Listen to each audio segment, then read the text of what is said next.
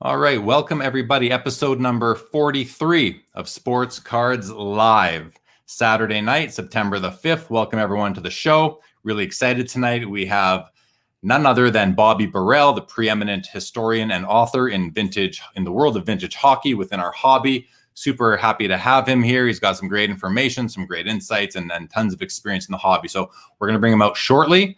I want to start out by thanking last Saturday's guests, Justin Kramer of Kramer Collectibles Consignment.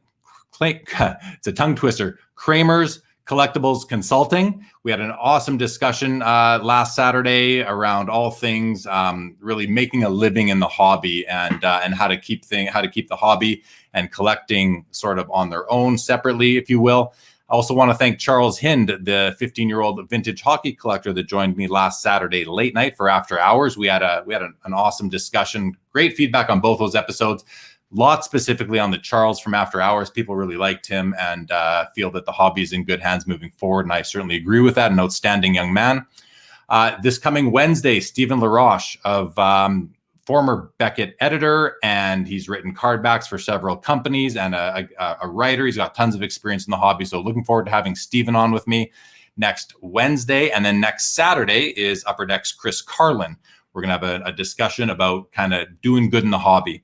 And I'm sure that'll be really interesting. Chris always has a lot of interesting things to say and to share. And he's got a great energy. So looking forward to having Chris on next Saturday. Don't forget, tonight, after this episode, we have After Hours. Yet again, After Hours, and my guest will be Brian Palmer. He's a passionate collector, a guy I've known for a while through the hobby, through the Toronto Expo, and I'm looking forward to having him on for a nice, relaxing way to wind down Saturday night. Want to welcome all new viewers. I want to thank Bobby Burrell for bringing new viewers to the show tonight, and if you are new, thank you for joining us. If you would subscribe to the YouTube channel, I'd greatly appreciate that. That would be awesome. We are up to 1,055 subscribers right now, so that's pretty cool. The 2,000 is probably maybe by the end of the year, we'll see, but we're chipping away at it. Don't forget, guys, throughout the evening tonight, your comments and your questions will be in play. I see them coming in already right now. We'll get to those shortly. So feel free to ask questions of Bobby. He's truly a resource in this hobby, an informational resource. So be sure to put your questions in the comments, make comments, whatever you want. We'll try to address all of them. And hey, how about those Raptors? That buzzer beater last night by OG Anunoby, and then tonight they win again, and so the series is the best of three now. Whoa, it was almost 3-0 there, and who knows if they would have clawed back. So that was pretty exciting for all you Canadian basketball fans, of which I am among you.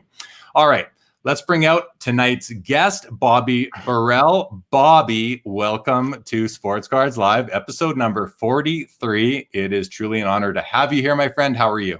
Thanks, Jeremy. It's great to be here, and I'm doing well. Good. Did you catch any of that basketball game tonight? Are you following the Raptors? Yeah, I am following the Raptors a little bit, and I thought it was a great game. The other one the other night with the half a second left was crazy. It reminds me of the '93 Leafs again. So it's great. It was. I was watching. I was kind of lying in bed and went, half a second's left. The Celtics are celebrating, and I'm like, oh, it's done. Oh, well, there goes the season. And next thing you know, we all saw that play. The pass by Lowry, who is on a mission right now. He had another great night tonight. And that shot by OG, a miracle shot. Unbelievable. Yeah. Made me super happy. It was great to see. And now, who knows? It looks like momentum is on their side. So that's game coming up. Yeah, for sure. And the Islanders look like they're moving on tonight too. So we know what's going to happen in the conference finals, and things will move forward. Okay, so Bobby, I always start out the show by really introducing you to the viewers by sort of explaining how do you and I know each other? What brought you on the show today? And really, I'll start out by saying that I've known you for a while, mostly through being at card shows, and I think I reached out to you a few days ago and said, hey, are you interested in coming on the show? And we went back and forth, and here you are today. You graciously accepted, for which I'm quite thankful. Do you recall when we first met? It's tough to nail it down. It's been a long time, but what do you remember? Well, the exact time, it was at the Sports Card Expo, of course. That's where I met most of my friends in the hobby. I remember that I was always saying, who's that tall guy? because Jerry's very tall, not very not. Um, so who's that tall guy always filming everything? His head's in the way, and we're always trying to get around him. And when we unveiled the 64 tall boy sheet, I had a friend videotaping. He was trying to get around you because you had the Newman jersey on, and it was really funny. So we had a great time. And then we slowly got to meet each other a little bit at a time, and your appreciation for O-Pee-Chee and your vintage, because we had a booth set up there, and we set up in 2000 and just my first book, I guess, just before 2003. When I set up there, and we kept on hanging out at other people's booths because we were just collectors. We're collectors, first and foremost. Yeah. And then after that, we said, why don't we get a booth? I got to sell my books and throw a few things on the table. And we had a place to hang our hat. Yeah. So it was kind of fun. So, a group of 4 of us got together and we got a booth, and that's how you got to know us over time, coming by, dropping by, buying some stuff or just talking shop. It was really fun. Well, yeah, because the stuff that you and your booth mates display at the expo is kind of unlike anything else. Plus, you're obviously known in the hobby, at least in the hockey hobby, as someone who always uncovers rare items. You have all sorts of oddball things, and I mean, I always come by your booth. I'm like, Bobby, what do you have for me this show? Yeah, true.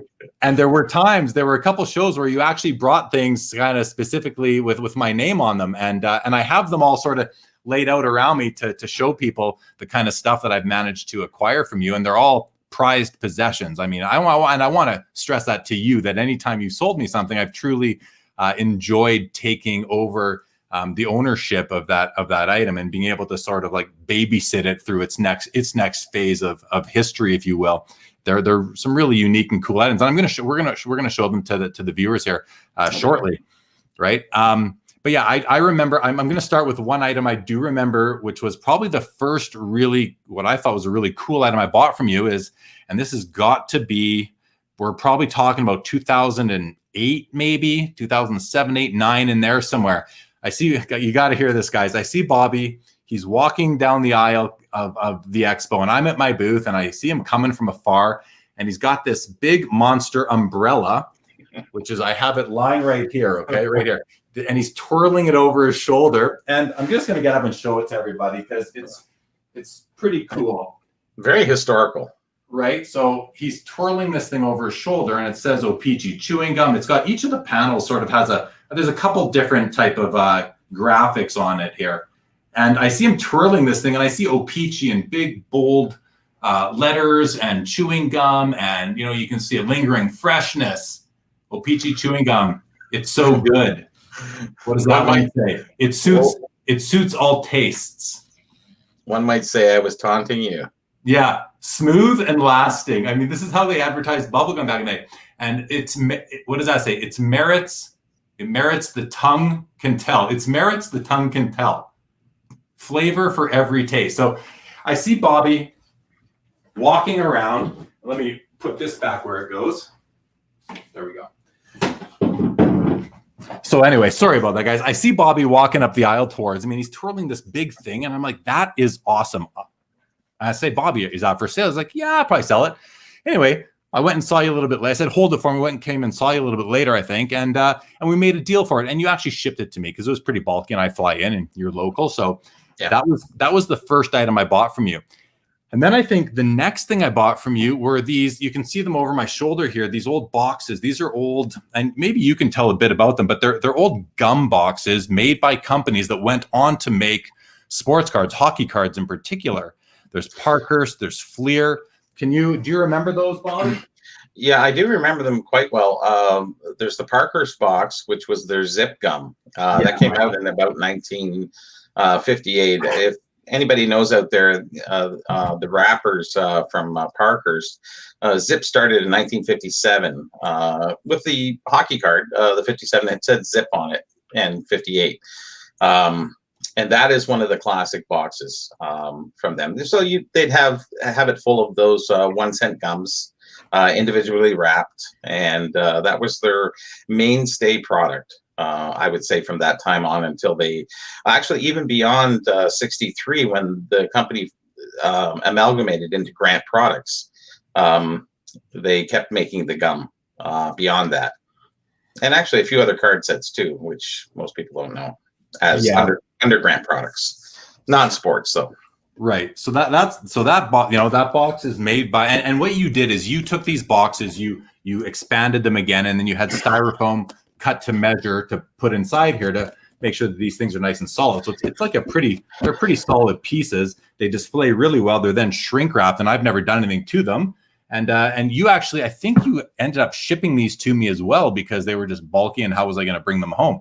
Then you also had this one, which I don't know much about it. Do you remember anything about this guy? The Hamilton chewing gum. Hamilton chewing gum. Yeah, another one. Very much the same as the Parkhurst. Bubs was their classic line. Actually, in the States, they had Bubs as well. But that's a classic early, 40s box. Yeah. And then this one is Fleer. Fleer double bubble. They came out 2 cents. I just want to say, the price of gum went up from 1 penny to 2 penny to 2 pennies. 49s. In 1949, I think that was the time that it went up 2 cents.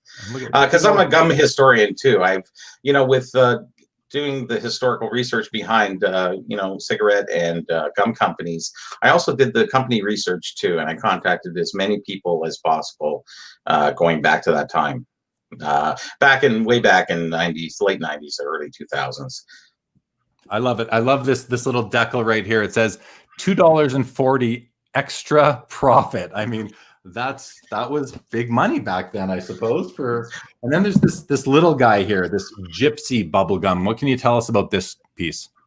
Well, O-Pee-Chee, that was basically one of their first products. That's a little later box, but that was their first product when they came out in 1911, Gypsy Gum. And it's a great product. I think it had comics inside it. And I think that one's probably somewhere in the 50s, 60s. They stopped Gypsy Gum, and I think in the 60s. So somewhere in around there. It's really hard to date gum boxes. They don't have any printed date on them. So they use the same box year over year. I would think back then. Well, they would change it. But maybe 5, 6, 7 years, just like today. Everything's basically the same. Heinz ketchup comes in the same ketchup bottle for how many years? So yeah, of course. They would run and then they just rechange it just to make more eyes look at it, I guess. Yeah.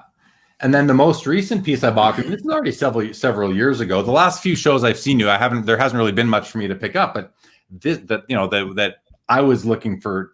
You have lots of great stuff to pick up, but this is the most recent piece that you sold to me. And this is an original check and I know the date is on here somewhere. It's from 1919, this check, and it's written from the O-Pee-Chee Gum Company, and it's got the signatures of the McDermott brothers on here, who founded the O-Pee-Chee Company. Exactly right. McDermott's, O-Pee-Chee was Somerville Gum prior to, in 1889, I think that's the date. O-Pee-Chee had started as Somerville Gum. So Mr. Somerville ran the gum company until 1907, and then McDermott brothers took over from there, and then he finally sold it in 1910. He sold most of the gum products to Wrigley's, and the Somerville. They were also a box company because they made their own boxes. They separated and they took the box company, and then in 1911 they started making gum again because they already had the experience with working at Wrigley's. So the best part about all of that is that the McDermott brothers, they started everything and they ran the company right through until Mr. Leahy took over in the 50s. So very cool. It says right here, President J.K. McDermott and brother Duncan were the two brothers who started the infamously known O-Pee-Chee Gum Company in 1911, located in London, Ontario, Canada. Check signed by J.K. McDermott. Right there, yeah. So really neat piece that when you showed me this, I don't know if you thought I'd want it, but I immediately wanted it.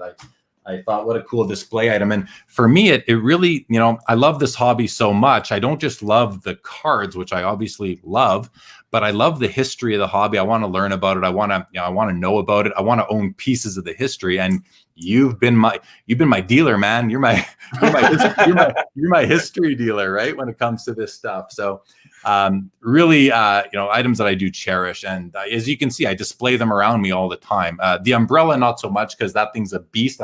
not really sure what I'm going to do with that in terms of displaying. It does stay in its box until I have a reason to show it, and what a great reason to show it tonight. Well, when I have you on with me, so awesome stuff. Let's see who we have with us. Say hello. We got several people watching. We've got some comments coming in already. Okay. Card Currency in the house. Good evening, y'all. Excited for another great interview from Jeremy, and hope everyone has a blessed holiday weekend in the States at least, and wish you all the best down there as well. 100%. Ernie Rondo, welcome to the show. Hello to you. The Outer Limits. Hey man, oh my God, how are you doing? The Outer Limits, great to see you. Terry, welcome as always. Absolute. Awesome, good to see you. Good evening to you. Bill, how are you tonight? Good evening all. Looking forward to hearing the tales of hobby history. Me too. Paul Cashman, good evening to you. Brian Palmer, who will be joining me tonight on After Hours. Raptors win, Jays winning, and Sports Cards Live. It's going to be a good time. Thank you, brother. Landon Bath, welcome to the show, and hello to Minnesota. Patty Black, friend of Bobby's, Patty Black. Welcome to you as well. If you go back in time, what would you have changed specifically about O-Pee-Chee? Well, let's come back to that. That's a great question, Bobby. Start thinking about that. Absolutely. 1,055. That's the subscriber count right now. It's a curse. I see the ad started. Seriously, congratulations on 1,000. Thank you for the congratulations on 1,000. Yeah, so on YouTube, when you hit 1,000 subscribers, you can start getting ads on your channel, and then you end up earning a little bit of money. And so far, I think since then, if I remember correctly, I'm at like $14 earned so far. So I'm raking it in so far, guys. Thank you everybody for watching. And as Carlos said to me a while back, that you can pay for my Tim Hortons coffees. Al, welcome to the show as always. Good evening to you. Hope you're doing well as well. Andy B, welcome. Any Celtics? There are Celtics fans here too. I'm sure there are, and but I got to say, I'm cheering sort of against you here. But good luck to you. Your team looks great as well. Brandon Babcock, good evening to you. Looking forward to another great interview. Thank you so much. Absolute. Bobby, welcome. Have you prepared for this marathon? See, some people know that we can go pretty long here. I don't know. We'll see. The shirt of the day. Shirt of the day is my Steve Miller concert T-shirt that I picked up several years ago at a show here in Calgary. They played, I think it was during the Stampede. And I thought, you know what, it's a vintage type shirt for me. It's a vintage themed evening, so I figured I'd wear that one. Tim, welcome to the show. You're late, but we're just getting started anyway. Terry, thank you for the comment on one of the pieces, I'm sure. Bill, love the O-Pee-Chee items. I know you do, man. I know you do. Philip, welcome to the show. Simon, welcome to the show and hello to you. Matthew Payette, hello to you and welcome. And Carlos says, YouTube paid Timmy's coffee is always welcome and even more delicious, right, Carlos? Even more delicious. All right, guys, welcome to everybody. Thanks again, Bobby, for joining. I see some new names in the comments, so thank you for bringing new people, exposing them to the show, Sports Cards Live. This is episode 43. There's 42 more episodes, plus 2 After Hours episodes that live on the channel. Again, if you haven't subscribed, I'd appreciate it if you would. It helps the algorithm, whatever that means. I'm no mathematician, but I think it's good for something. And it's just great to have you and to grow the show, the audience, and to meet more people. So, Bobby, let's talk a bit about your history, because Sure. My perception of you is, as I mentioned, you're the preeminent expert on the history of the hockey hobby, vintage wise. You've got books, you've got websites. I've got 2 of your books right here. I mean, this is the first one. No, this is the first one you put out. The blue one. This one. I have a yellow one that was 2003. It was actually called the Hockey Wax Pack Collector's Guide. So it was basically about defining the wrappers, the packs, and the boxes that came out in various years. Because prior to 2000, let's just say, we really didn't know, and we were listening to, a lot of hearsay, rumor, popular opinion that was misguiding a lot of collectors, and that's what kind of bothered me, and thus this rest of the hobby. Right, and so you decided to answer the bell and put out some information and document the hobby based on all the knowledge that was in your head and that you had documented in your own Excels and Word docs and all that. And you came out. So the first one here, though, is this one. The blue one came second, correct? Yeah, second. It came in 2006. So this is 06. It's called Vintage Hockey Collector. And then this one is also it's sort of called Vintage Hockey Collector. It is, but this is like the updated VHC. version. It's the VHC, yeah. The VHC. Or the other one was Vintage Hockey Collector. This one came to be the VHC, the Vintage Hockey Collector. So we, put a moniker on it. So Yeah, and that's cool. So, but I want to mention to the audience something about this book. This book is something that you sold out of a long time ago. I believe. Oh no, not this one. Sorry, the earlier one. This is the earlier of the two. This one came out a long time ago, 2000. I forget what you just said, 2006. Yeah. And it's a card. I remember buying this from you at your booth at Expo, and I know that people still want this book, and they can't. Yes, very much. Right, this itself has become a collectible because it's, number one, it's a great resource, and number two, it's written by you. There's your name right there, by Bobby Burrell. And if you look at me, yeah, if you look at this book, everybody, I'll flip through it quickly just to give you an idea of how like kind of awesome it is, with all the information, all the pictures of everything that was kind of made available by the various companies that were creating cards and other premiums and collectibles for the, I should lift it up higher, in the hobby. So like everything is covered in here. And unfortunately, you can't get this book anymore unless you buy it from, secondhand. And I'll let you know, this copy will never be for sale, but this particular one. And then everyone's got a price. Everyone's got a price. Fair enough. And then this one came out as a sort of the update, the VHC, a little bit later. And, it has a price guide in it. It still has a lot of great pictures. As you can tell, it's heavier on the pricing. But there's still several pictures, and there's lots of like paragraphs of text that go along with all the different headings and various items that are priced out. So really, really great. What's the status on this book? Do you still have copies of this available for sale? Yeah, only a few left of those. The difference between the two books, and I'd like to say it this way, is that the 2006 version, the blue one, it is sort of like the Playboy edition, because it has large pictures, very little written, lots of advertisement, where the next edition was more information. It was a pricing the set. There was no lists of sets and list of names of players or anything like this. The next version, 2006 to 2015, there's a large difference in between the time period. And what I needed to do was rectify the lists, because everyone said, as great as this book was, what is the list of players? There are some discrepancies out there. Let's get them rectified. And the 2015 edition truly rectified a lot of things that were missing, not from other guides. I won't be specific. Sure. What I loved about this was that you had pictures of the wrappers, you had pictures of the display boxes. The other one does too, but they're very small. I understand that, but you have to keep it affordable. When I did the 2006 version, that cost me almost $40,000 out of pocket. I didn't have much advertising, and my wife says, "Is this going to sell?" And my voice went really high, and I said, "Yeah, it will." And it's funny. It showed up on the Friday of the show.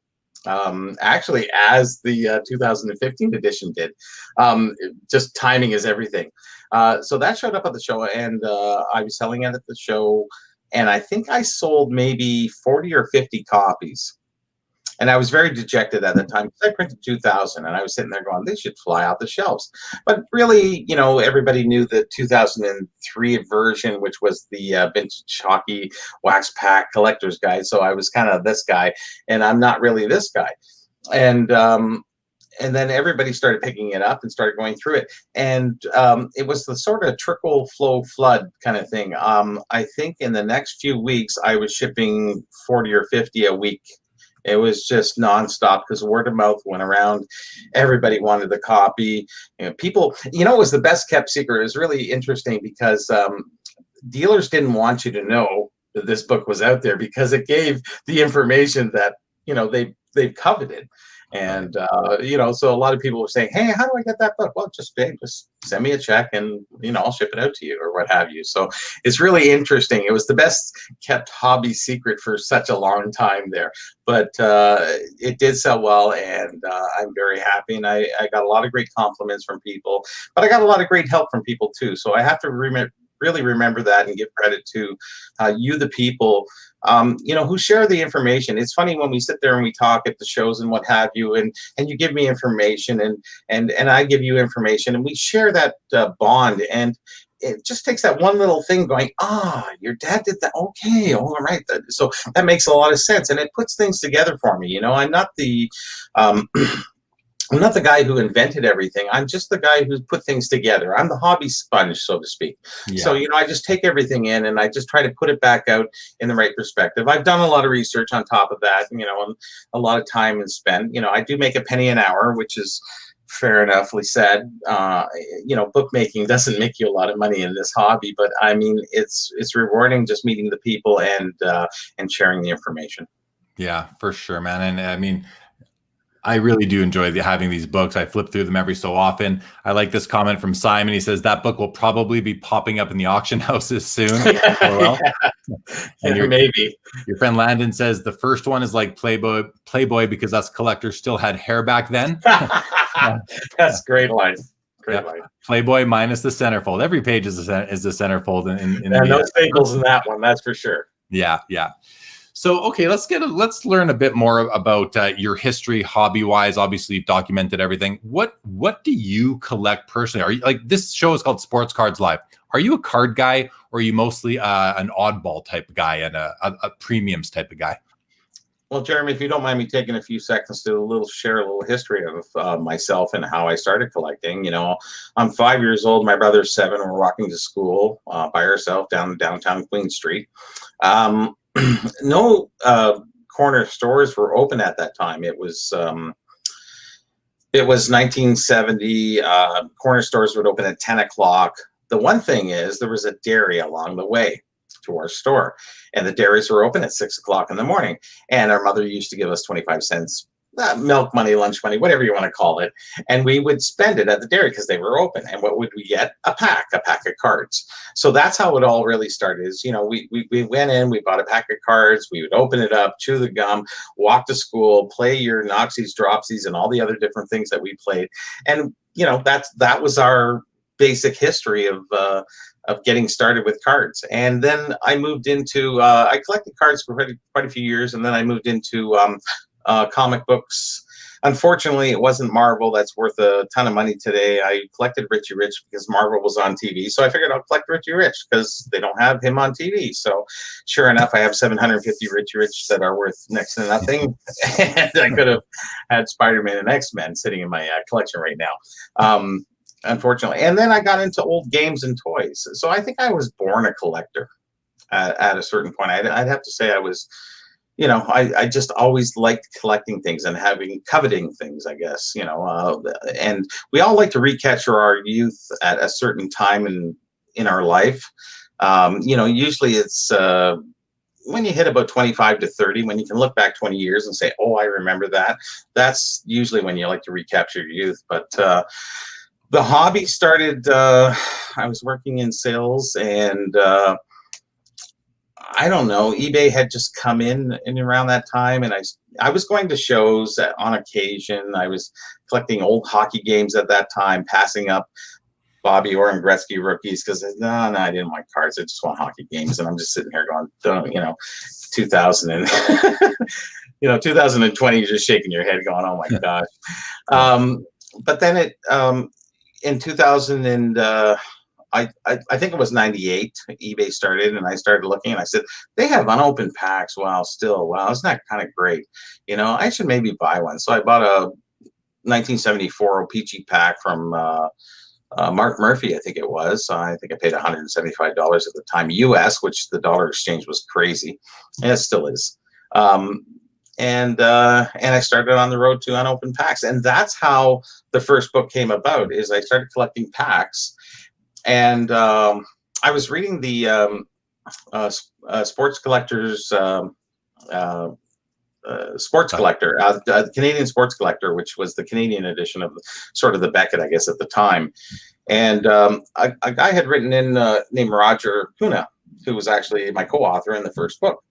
And he wrote in and said, I don't know which the 67 wrapper is, because they didn't know if it was 65, 60. They're not dated. We didn't really know. We were it was actually, it's funny, even going back to 98, we're in the infancy of the defining the hobby and wrappers and boxes and all that other stuff. Cards, pretty easy. You look on the back and see your prior, we're good to go.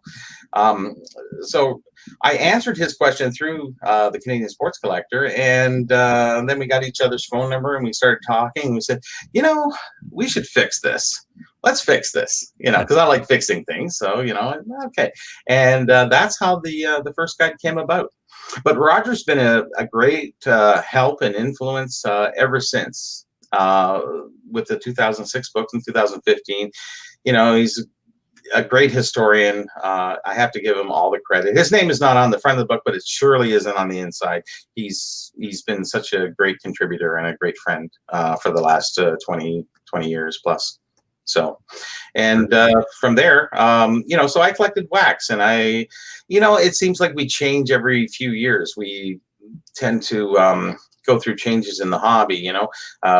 I got into wax and then food issue, but then I started documenting stuff along the way. It wasn't just wrappers. It turned into, the food issue, and then saying, well, that sounds like a great story, but it doesn't seem right. Most cereal promotions only lasted 3 months. Traditionally, so across the board from 1930 right up to today, 3 to 6 months. If it's a good promotion, 6 months, 3 months, traditional, So I'm kind of going, that doesn't really make sense that they started in, October and then finish in July. It doesn't make a lot of sense. So, I've always listened to, you'd hear the stories that people tell you, and, they're somewhat few and far between of the truth. And I just always wanted to rectify that. So, once you start digging, you just can't stop. And I guess I never stopped. No, and if anyone has the chance to see these books and just the depth of information and items in them, I mean, you didn't even scratch the surface there in your explanation of what's in here. I mean, there's so much in there. So you've really done a deep dive into this, and it's an unbelievable resource, and we're lucky to have it in the hockey hobby. Simon says, excuse my ignorance, but are there similar books for other major hobby sports like basketball, baseball, football? And I don't know the answer to that, Bobby. Do you know, are there other similar books out there? I do, and I often say to people, hockey's easy. In the grand scheme of things, hockey's pretty easy. CFL football's easy, basketball's easy because there's fewer issues. When you get into baseball and basketball, the books would be this thick. It would take forever, and so many regional issues, and defining which is mainstream as regional. Like, and baseball is a whole other animal, and it's such a great hobby. I'd love to see somebody do that, but you'd need a collective group of people to really culminate and come together and do a guide like that. I'd love to help out in the Well, what I've done in my books is, if it's a multi-sport and there's hockey involved, I'll list all the baseball, football, basketball, tennis, whatever else is in there. I'll put it in there just for the sake of saying the list is complete. And then people go, hey, I collect baseball. What about baseball card in there? I didn't leave out, I include all of that. And I think that helps the collector. I don't price it because I don't really follow the pricing, but I do put the listing in there. So if it's a set, I know a lot about it, and I usually write an article on it, and I archive it, and some are published, some are not. Right. Okay. No, there you go, Simon. Hope that helps. Legion, welcome to you as always. Hockeytician wants to know if you're still collecting Johnny Bower memorabilia. Yeah, I never stopped. Johnny Bower is the consummate ambassador to hockey. Him, Gordie Howe, there's so many great guys. And we just lost Eddie Shack recently, and I've been collecting some more of his stuff too. We get on these kicks, so to speak, that, and I find that that's happened a lot lately is, there's a lot of specific collectors out there who are collecting their stars, so to speak, and be it Johnny Bower or Sidney Crosby or whoever it is, new or old, it doesn't matter. And whatever they put out, they kind of collect him, and they have their little section set off from him, away from maybe their mainstay of maybe cards or whatever else they collect. And I feel that people are really following in that momentum that. There's quite a few stars that they really want to portray in their collection away from their main team, I guess. Fair. Okay, awesome. Back to before, Landon says the tough part is finding info on the regional items for any sport. I think that makes great sense. Carlos says baseball would be a nightmare even if you ignored the unlicensed issue, right? Yeah, there's just so much there. So you mentioned a little bit earlier about when we first met and you noticed me filming things, walking around. There were a couple expos where I brought a video camera. I was filming just to really to document some things, and I wish I still had access to that footage. It's kind of lost by me for now, but one of the things that I really wanted to capture on footage was one of the rarest items you've ever uncovered, I believe. And now you've uncovered two super rare items, at least based on our discussions. And the first one was that the printing stone that was used to print the 1910 what's referred to as the C56 Imperial Tobacco hockey stick, I believe. And these things were like, it's a printing stone. They were printed from stone. Can you tell a little bit of a story about that item and its significance? I did write an article called "The Stone Age," and it was about the printing stone. The stone wasn't found by me at all. It was found by a close friend who's not really into sports. He's more into non-sports, and he came to me. He says, I found this at a local show. He says, I was really surprised, but everything matches up. So I looked at everything, I scanned it, I took it home. It weighs like 40 pounds. It's like a block of the limestone this big. So back in the day, before they printed on copper and did the printing process, they would print on stone. So what the artist would have to do is etch in reverse the whole design, the numbers, everything, because it had to be printed the other way around, and then what they would do on the stone, a limestone, is they would add tuche and wax and water, and one would repel each, and then they would print on the ink, and it would print. It's amazing how it turned out. And what they could do with the limestone is they could reuse it. They could sand it down flat again and reuse it again, and that's what happened. So a lot of times, most of those things were lost with that, but this one was left found. So it had the numbers and it had the names and it had the back design. The front design was irrelevant because it was a picture of the player, which was totally different. But I mean, it just had the back design, which was the cross sticks and the numbering scheme. So they all matched up and everything was perfect.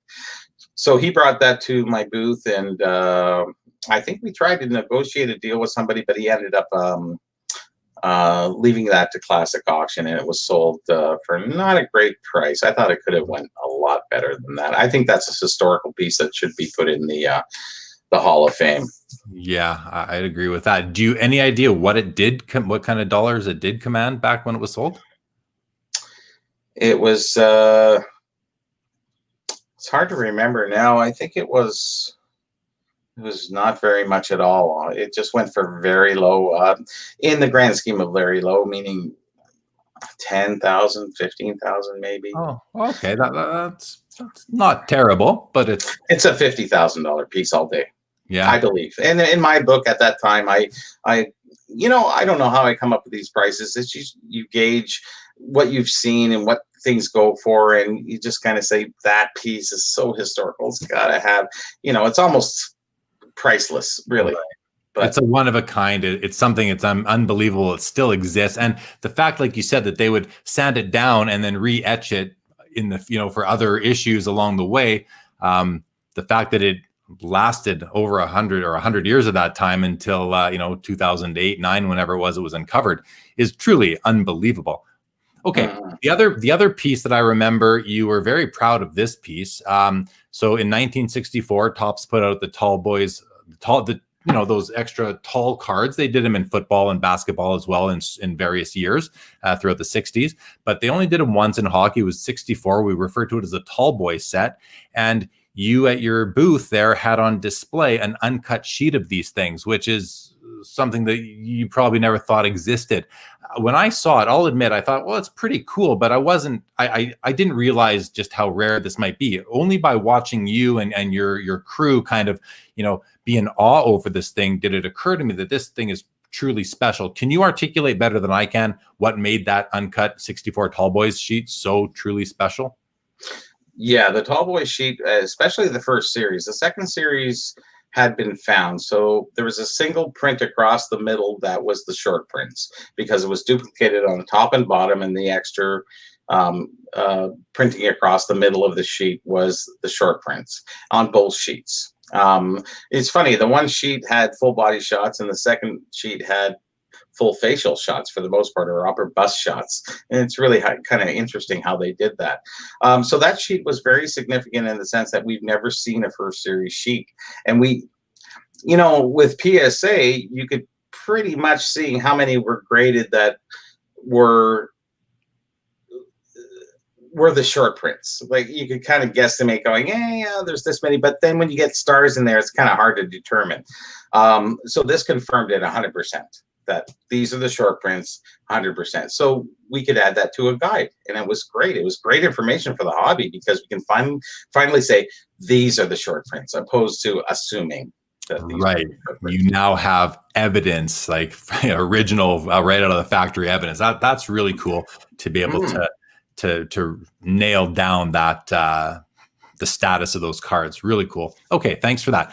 Card Currency says, being someone who has been in the hobby as long as you have, Bobby, what is your opinion as to why hockey cards don't see the value like the other three sports as of yet? He goes on to say, I don't collect hockey. Just to be clear, I'm just curious to this, especially being that our USA hockey team has one of the more memorable national moments, which is the Miracle on Ice. Of course they do.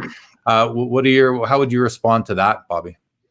I think there's always baseball has had collectors. You have to understand, I guess it all started with Carter Fillium in England. They've been collecting and documenting cards since 1922. Then as we moved into the 50s, I would say, we'll get to the ACC and then Jefferson Burdick a little later, but we didn't really start documenting until the 50s, 60s with baseball, and then came football, and then came hockey and the other non-sports and basketball and what have you. Basketball missed quite a few years in there. So hockey's been, sort of the sidecar of the hobby. It's mostly North American based, being in Canada, it's you grow up with skates on, you're born with skates on kind of thing. In the US, not so much. But since 1980, and like you were saying there, about the 80 Olympics, that was a great thing. And I think a lot of that has taken in hockey to the next tier in the USA. Yeah, as well as when Wayne Gretzky got traded to the LA Kings in 1980. Yeah. That helped as well, for sure. I think you nailed it. It's really that, Canada's 1/10 the size of the United States. It's Canada's national sport, whereas baseball is the national pastime in the US, which is interesting because basketball cards have way surpassed baseball now. It seems like, even the data that when I had Jeremy Murray, who's the VP at Beckett Grading, come on, I asked him very specifically, and I asked him before he came on so he could research for this information. I said, it'd be great to deliver to the audience sort of what is the breakdown by sport of submissions you receive. And basketball this year was 40%. Hockey was 8%, and baseball, I think football was in the teens, and baseball was in the 20s somewhere. And then there was everything else they receive in terms of non-sport and other sports. So, but I think it's somewhat obvious, I think, or intuitive that it's really just because hockey is Canada's game, and it just hasn't caught on as much as the national pastime down in the US has. All right, for sure. So you've got these books out there. You're a guy who documents things. You love this. I know you do. And I'm always I always asked you when you've sold me items that I showed earlier, I'm always like, hey, why are you even willing to give this up? And I think your response is always, I only have so much room in my house. And you know what? It's nice to pass things along to someone who's going to enjoy them. So I've always been thankful that you've recognized that in myself, because, I've sold cards to people and I've almost put them through an interview if I was actually going to let them have the card. Now, not every card, but certain cards that I have emotional attachment to, I don't want anybody to get them. So when somebody like you tells me that, I know that it's going to a good home, I really get that. And I really appreciate it that you're willing to move things like that to me. Card Currency wants to thank you for your reply. Thank you so much. So you got the books. Now you have a project underway, I believe, a website, an app. Why don't you talk a little bit about what you're kind of shifting to, what you have on the horizon here? Well, since 2015, since the last book, there's a lot of new information comes to light. And I was asked by Andy Malecki, who is the actual CFL historian. He's written quite a few books, and he's very detailed. He does a wonderful job on books. You know, the following of CFL is not as good as I wish it was. But he wanted to include the hockey too. And then he says, I'm working on a website and an app. Would you like to join in? And I said, no, at that time, back in 2015. And then I finally said, okay, you know, there's new information. I really like to add that to the hobby to share with it. And so we went from there. And now I've been working on sending him all the information that I have. But it's more than just the regular information you've seen in the book. It'll be well beyond that. You know, for what I have in the book, I have twice as much in my computer at least. And I would like to, you know, give it all out there. Mm-hmm. And so people can see all the other things that are associated beyond cards, more in the, I guess, the regional food issue or the souvenir memorabilia type of collectibles, because there's a large following for that that's happening in the hobby, well beyond the cards. Cards are going crazy, packs are going crazy, but so is the memorabilia. You know, since '67, the expansion of 12 teams, those guys started in '67. You know, for Toronto Maple Leafs, it's business as usual, but I mean, for expansion teams, like all those guys are coming of age and they're going, man, I remember back in '68, you know, all these things that came out, and they were trying to promote their teams back then. They were really, you know, hey, we got to get people to watch these games. You know, this is hockey in the United States. We got to, you know, so they would come up with some creative, beautiful, wonderful things, and a lot of things that were made in the United States. And I really love it. And there's some great stuff, and people are really pursuing that very much so now. Yeah, that's cool. So we spoke, you know, in preparation for tonight, we spent some time yesterday talking about things. And one of the things that I found most interesting, that I think people, the audience, will find most interesting, is that, you know, in kind of moving on to the next phase of your hobby documenting career, is that, you know, there's certain standards that have been in place in this hobby for a long time, certain kind of like unwritten rules or unwritten understandings. You know, for example, people refer to the 52 Topps Mickey Mantle as his rookie card, when in fact there's a 51 Bowman rookie card, which is the only true rookie. But people always refer to the 52 Topps as either it's his rookie card or it's his Topps rookie, when in fact it's simply his first Topps card. It's a beautiful piece, don't get me wrong, but it's not his rookie card. You know, we have in hockey in 1951 Parkhurst, we have a card called it's called the winning goal, and I think it's the only card in the set that isn't, the name of the card isn't a player's name. It's called the winning goal, and it says Barilko scores cup winning goal or something to that effect. I don't remember exactly. And I know there's always been debate: is that Bill Barilko's rookie card, or is it not his card at all? We also know that in 1955, we have what's known as Jacques Plante's rookie card, yet he appeared in 1953 Parkhurst sets on a couple of cards as sort of some inaction cards where his name is on there, like Plante stops Howe or something like that. Yeah. So I want to talk about that because, you know, we went down this path yesterday, and it's quite interesting. Is it possible in 2020 to change some of these standards that apply today? And Simon jumps in. I'm just going to throw this up there. He says, you know, Jordan with star cards, so the star sets predate Fleer 1986, which everyone considers his rookie. So yeah, and Simon, good point. And we did bring this up yesterday, so thanks for bringing it to the forefront today. There are other examples out there. What do you think, Bobby? Are we going to be able to, or are we collectively, is the hobby going to be able to ever say that 52 Topps Mantle is not his rookie, or that the 51 winning goal is Barilko's rookie, or that the 55 Jacques Plante isn't his rookie, and same with the 86 Jordan? You know, that's one of the greatest questions of the hobby, I guess, in today's world. There's no governing body in the hobby. We don't have anything that we answer to except price guides. And those people who produce price guides do have a little bit of sort of clout and power that they can, you know, maybe change a little bit of history and or entertain that and see how people respond. You know, I believe that, you know, it's the 51 Bowman, the 52 Mantle. It's a great looking card, but why it gets 100 times more than the 51 Bowman is beyond me. But they say it's the Topps rookie. We can get into the baseball and baseball people, they're so detailed oriented, a little spot here, and they're just so into and then they let that go. I don't understand it. And I'm not really here to judge that. I'm just here to say that, the Barocco will be a rookie in my next guide, and I'm changing that. That's the only thing really I'm changing, but I think it's posthumously done for Barocco because he had passed away. Not that they knew at that time, but his plane was missing for quite some time, and I think it's time that we recognize the rookies. And you also mentioned something a little bit about cameos as well, and I really like that aspect of that, Jeremy. Oh, that's cool. Yeah, we were talking about how when a player appears on a card before their rookie card, but it's not maybe their card or it's an action card, that could be kind of a. I think I refer to it as a cameo card, and I'm flattered that you think that that's a good descriptor for something. So we'll see how you move forward with that. I think the hobby, I think we're always evolving in the hobby. Tastes are always changing. Information is always coming out, and like you said, those who publish price guides do have some clout.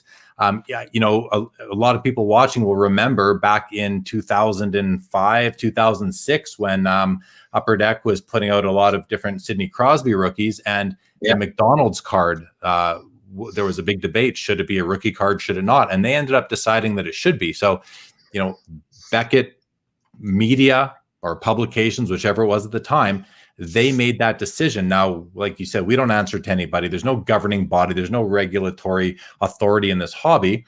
But those that publish have the eyeballs on them. They can make these statements and make these changes. And I don't think there's anything wrong with that. I'm not saying that they don't have that right or that influence. They certainly do. And I didn't agree with the Sidney Crosby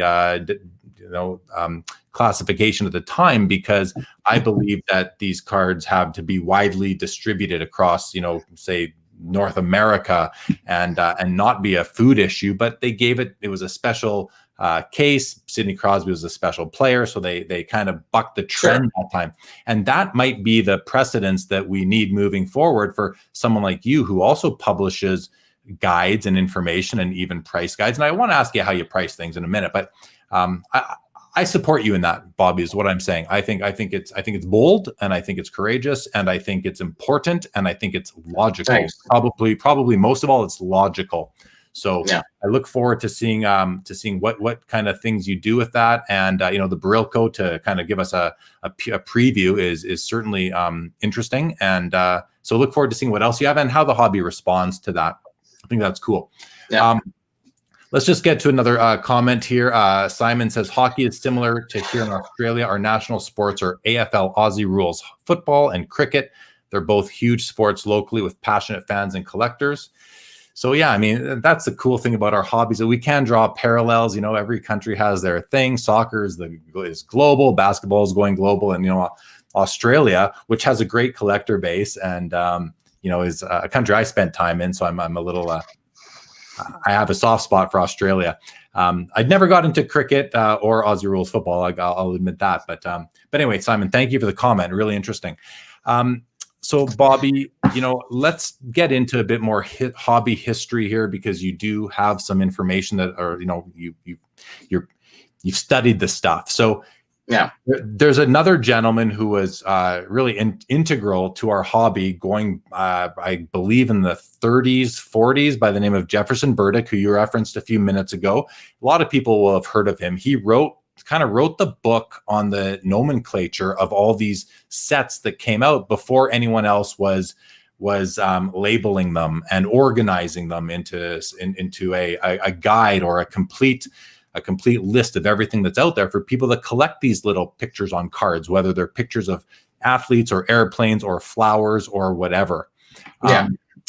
I don't know much about Jefferson Burdick. I've read a few things here and there. I know his original book can sell for big dollars at auction, and it's something I'd certainly love to add to my collection. What can you do to educate myself and the audience about what Jefferson Burdick did, his importance in the hobby? And because a lot of people throw out the terminology that he invented without having any clue where it came from. And I think that's really interesting. Yeah, Jefferson Burdick. I think he was born around at the turn of the century. He was the first gentleman to ever document all sports and non-sports postcards. He documented basically everything. He was the pioneer of sort of the hobby.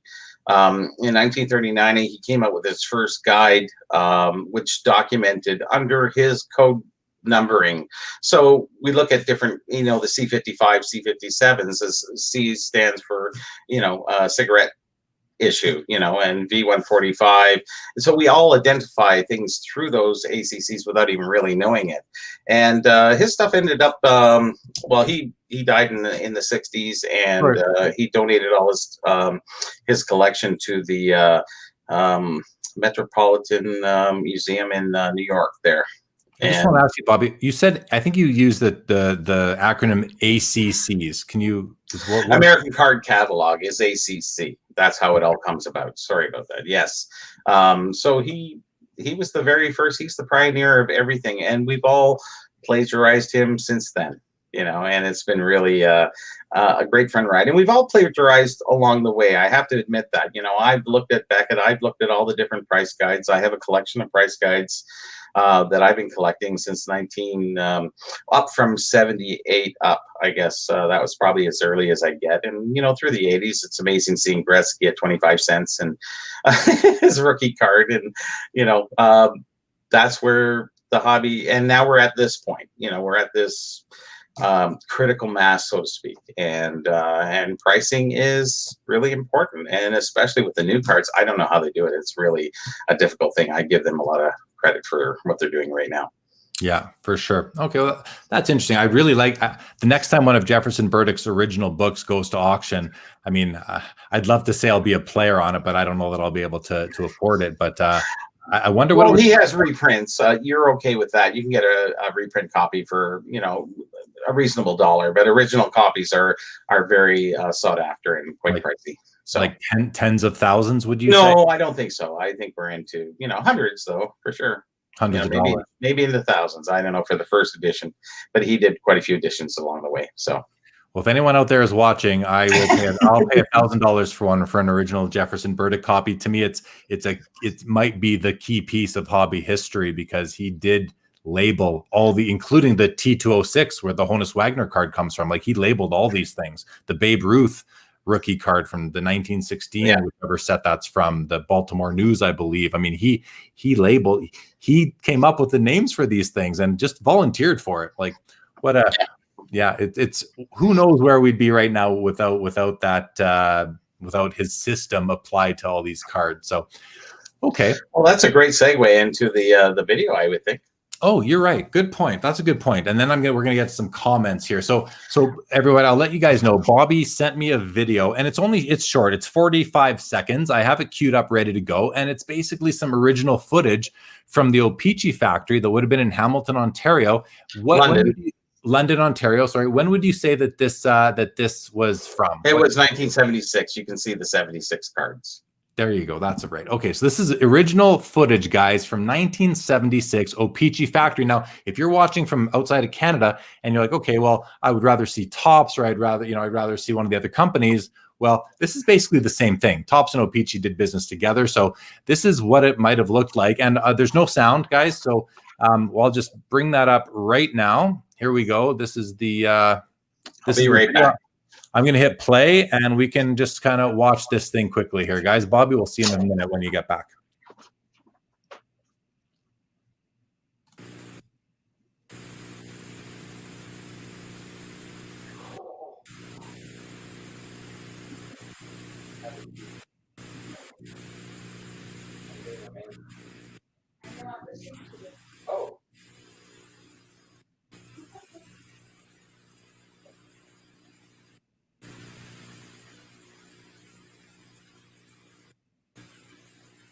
It's a little choppy. Yeah, I'm okay now. You're doing really well. The video's still on.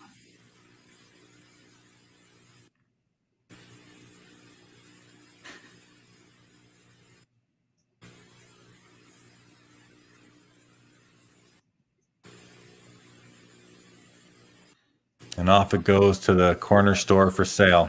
Okay, good. All right. Well, I hope you guys enjoyed that. I thought that was pretty cool. Oh, hold on a second. Here we go. Let's get back to Bobby. There we go.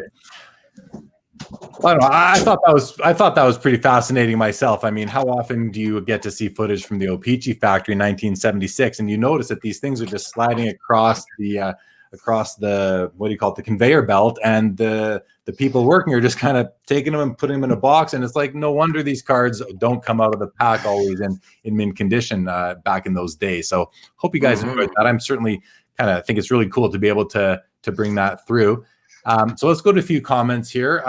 Simon just says, was that stuff considered junk wax? No, that wasn't the junk wax, Simon. The junk wax, that's not junk wax. No, the junk wax is really like around 89 through 93. What do we have? I consider junk wax actually to be the time that they stopped putting gum in packs. Right, which was 1990, pretty 91, much. Yeah, somewhere around 91. Yeah, agree. Okay, so let's get to a few comments here. Sure. Paul Cashman says, I was tidying up and found a few opened McDonald's packs, found a Sidney Crosby. I am pleased to say I own a Crosby rookie card. Yes, you do, Paul. Welcome, Paul. And I think I said that already. I meant to say, yes, I saw your 3-hour comment earlier. We will get 3 hours in tonight, Paul, between this and the After Hours episode. Not you, Bobby. Don't get scared. Not you. Simon, I think we now have, I think this is a great point. I read this a bit earlier. I think now we have access to find and buy these cards. There's no reason they shouldn't be considered rookie cards. And I agree with that. Times have changed where we can access them. Yeah, right. I thought, yeah, I like that too, Bobby. Paul says, a weird thought. I wonder if Ireland has hurling cards. They very well may. Very well may. Tim says, Jeremy, you know I'm a Gretzky guy and run the Wayne Gretzky Collecting Facebook group. Wonder if Bobby has an opinion on the legend. Ooh, I love this, Tim. On the legend of the first print blue lines on the back of the O-Pee-Chee rookie. I certainly have my theory. Bobby, what can you tell us about that? If you I have a theory, but I also have fact to go with it. So the Gretzky first print, everyone says first print. Well, should it be worth more? Should it not be worth more? I don't think it affects it either way. Now, the Gretzky rookies were printed on a drum. So it was a round roll drum that had the printing sheet, the printing plate on it. And if that printing plate had a scratch, which actually would make that those lines scratch, would they have fixed it at the beginning, or would they have left it in the second series and let it run through? So we really don't know if it's first or second series unless we can find the guy who worked at O-Pee-Chee and said, hey, do you remember, and those guys, I don't know. Back then, it was just, printing company doing stuff. So we don't know if it's first or second series, to be honest. Everyone says first series, but I tend to disagree. I think it would be more of a second series. I think they ran the first run and then it got a little cut in it, and they just said, hey, we're almost finished the series, let's just run it through. But they were running 24/7. Honestly, they were just, when it was hockey season, they ran 24/7. O-Pee-Chee brought their product out January 1st of every year because they wanted to wait for trades. Tops would come out earlier in the year because and that's why they had lesser cards in the set as well. Okay, so that is my theory as well, Bobby. I'll just state it myself, is that I think that what happened was that printing drum, if you will, was in great condition when it was first made and ready to go into printing production. And somewhere along the way, something got in there and created a little dent or a little nick, and that caused these print lines. And back then, why in the world would they fix that? It didn't change the front of the card. It was, and did they? They didn't care about the cuts. Why would they care about the printing? Right? Exactly. And not only why would they fix it, would they even have noticed it? I mean, it's sometimes it's super fine, and if they noticed it, they wouldn't have even given it a second thought. I'm a pretty firm believer, and now that we've had this discussion, I'm a pretty firm believer that it is, and they don't refer to it as just to kind of get into some semantics there. The hobby generally refers to it as first print or second print versus first series, second series. That's been my perception anyway. So I like first print, second print. Well, when did that cutoff happen? I mean, how many sheets are there? Say again? How many sheets are there in the 79? Well, it's 396 cards. So would that be 8? Is it not? 3 sheets, complete sheets, uncut sheets. Yeah. So there are 3 uncut sheets. So how did we how do we get first series, second series? Like, do you cut a sheet in half? Yeah. Is there three paired runs? You know, so you have to understand that, you know, regardless of that, it doesn't get any more money. It shouldn't be worth any more money. If anything, I'd rather have one without that line on it, just to be personal. That's my personal thing. I don't think it takes away from it having it on there, because it's a period. It's part of the process. You know, it's a natural flaw. That's fine, and that's understood, and it's actually almost respected. You know, so I really don't feel that first series, second series, we shouldn't even consider that anymore. Anybody who says that is just looking for a little bit more money on their card. That's right, because it's one of those myths that's been out there for so long. It's a myth that has become truth to so many people, and I hear it all the time at the shows. I've always got several Gretzky rookies available, and so you know, you'll see people will put a little label and they'll write first print on that little price tag and put it in their showcase. And maybe, so what I do instead, because I recognize that, I mean, I'm no dummy. I recognize some people will pay a premium for that. So instead I put a little extra price tag on it, and I just write blue lines on back, or blue lines present, you know, because if you want those blue lines on there from the flaw, that probably happened well into the printing process. Yeah. So to me, they're the later print cards. But hey, if you want to believe their first print and pay me more money, I'm not going to say no. And if you're interested in my theory, I'll happily tell you. But you know, if not, that's fine too. So, excuse me. Anyway, Tim, thanks for raising that, because I didn't think of speaking about that one. That's a phenomenal question. I really glad that you asked that. I really appreciate that, because I think I wouldn't have mentioned it, and I'm glad you did bring it up, because I think it's something that needs to be said in the hobby, and we have to share this information between each other to keep the hobby healthy. You know, going forward. You know, I'm not here to determine what is right or what is wrong. I'm just here to give the opinion of the people, and you are the people, and we are the people. This is our hobby, and we want to protect it and keep it safe and keep it healthy. And sharing that information is the way to go. And I'm all about that. Same here. I just want to put this up too. Tim says it's the topic of much debate, very true, and helps boost the value for those who advertise their cards as first print when no one seems to have evidence one way or another. And I don't think we've provided any evidence tonight, but we've provided some theories that certainly make logical sense to me. I hope they do to everybody watching as well. Yeah. Name, welcome. Name says, thanks. So that's so cool. I enjoyed it for sure. Referring to the O-Pee-Chee video. Landon says, thank you as well. Lots of comments. Sorry, they scrolled too fast there on me for a moment. Terry liked the video as well. Awesome. Lots of labor for a nickel a package. No doubt, no doubt. Hey, Dave says, any information on how O-Pee-Chee got to produce the 1990 premiere set on its own without Topps doing so? Do you have any idea about that, Bobby? No, actually, I really don't. There's a lot of speculation with, you know, there's Stephen LaRoche knows really a lot about. He'll be your next guest. He's very knowledgeable for vintage and modern. You know, he worked at Beckett, and you know, I greatly respect him as a historian and writer, and also as a friend. He has a lot of information on that. That gets past my 89 cutoff point. I really don't get too far into that. You know, there was something with the Tembec, and there's a lot of stuff going on in 1990. You know, we were in the hobby flux, and everything was kind of growing and receding, and, you know, process bragging, we're printing 24/7. And it's like, oh, really? Print yourself out of business. Why don't you? Yeah. And they did. And everybody put them boxes away. And I remember going to the sort of a dollar store back in that time period, and there were skids of that. And I was sitting there going, should I buy a few boxes and put them away? You know, they're $5 a box at that time. I'm sitting there going, nah, there's too many. There's just way too many, right? So I didn't get into wax until the mid-90s. Yeah. I remember when O-Pee-Chee Premier first came out. It was like the first, you know, aside from actually that was the first premium set. I believe Upper Deck's, the base Upper Deck was out by then, but that kind of O-Pee-Chee kind of put it out. It was there to compete with the premium stock and hologram and high and the photography of Upper Deck. Sure. I like it. Paul says, is Bobby committing blue line blasphemy? I like that. Tim, I think it is pretty good insight what we were just discussing. And I think, again, I think it makes a lot of sense. Thomas Newman, yo, what's up? Welcome to the show. An anonymous Facebook user says the trick is to look at the Pat Hughes card underneath the Gretzky on the sheet to see if the scratch extended on the printing plate. I don't know what information that would give us, because, if you imagine these things spinning on a barrel. It's on a barrel, so it wouldn't really transfer. It may not transfer. It may just transfer one card a little bit. Who knows? I mean, I'm no printing. I talked to a printing guy who worked back in that time period, and he told me all the ins and outs. So I don't think it would continue on. You think it would be on the whole sheet all the way down, but it isn't that way.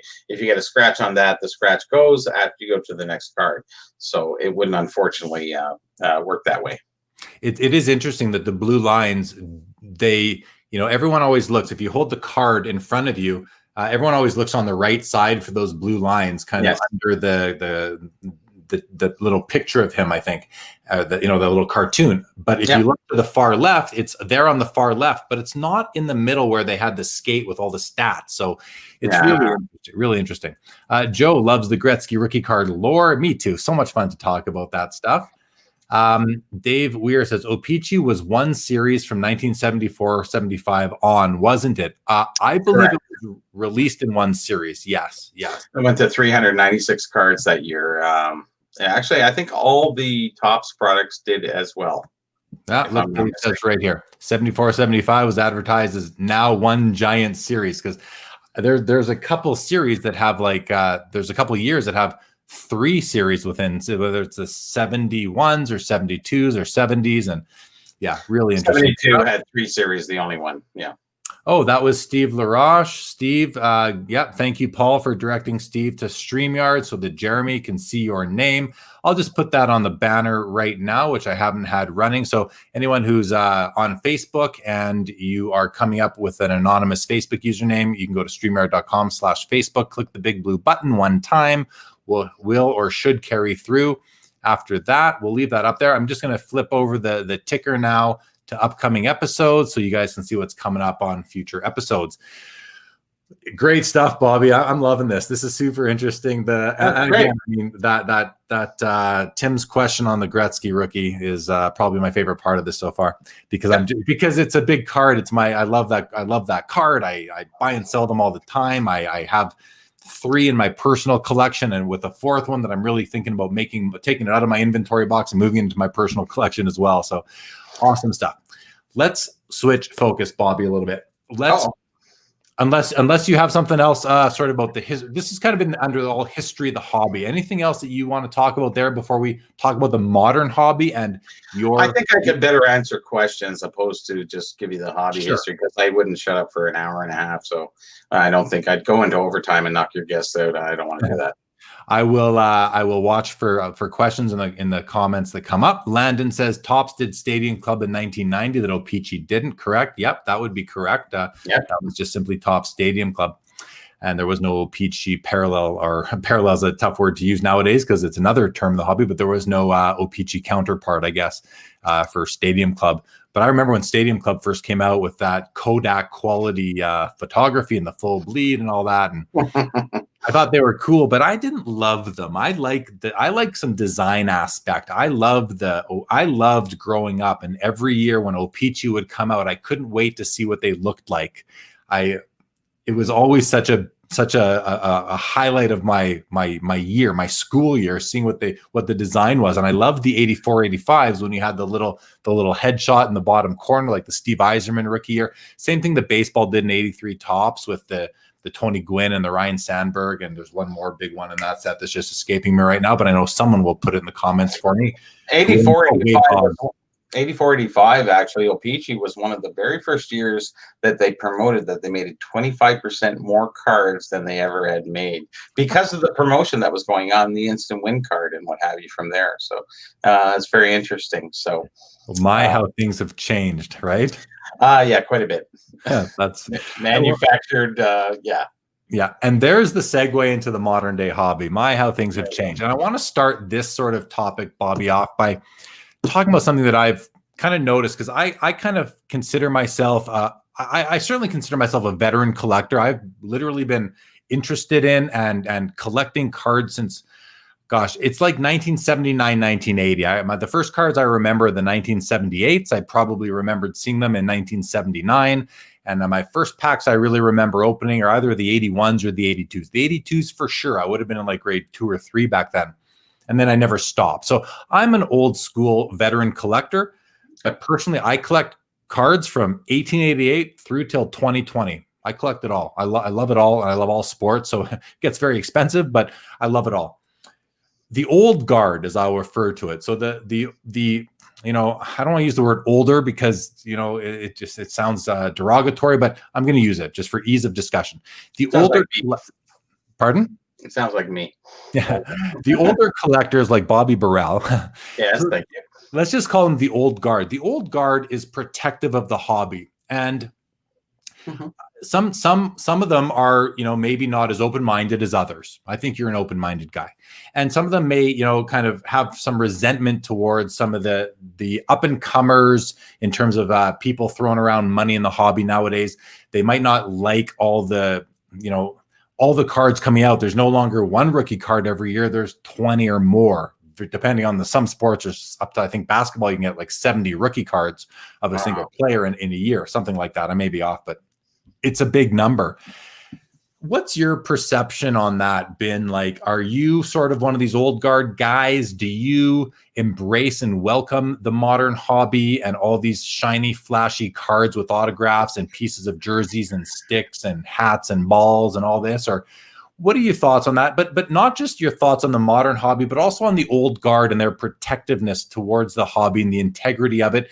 Because a lot of people say, the hobby's gone to the dogs. It's not for kids anymore. It's it's all business, and there's like a resentful sort of tone to their discussion when I read or hear it.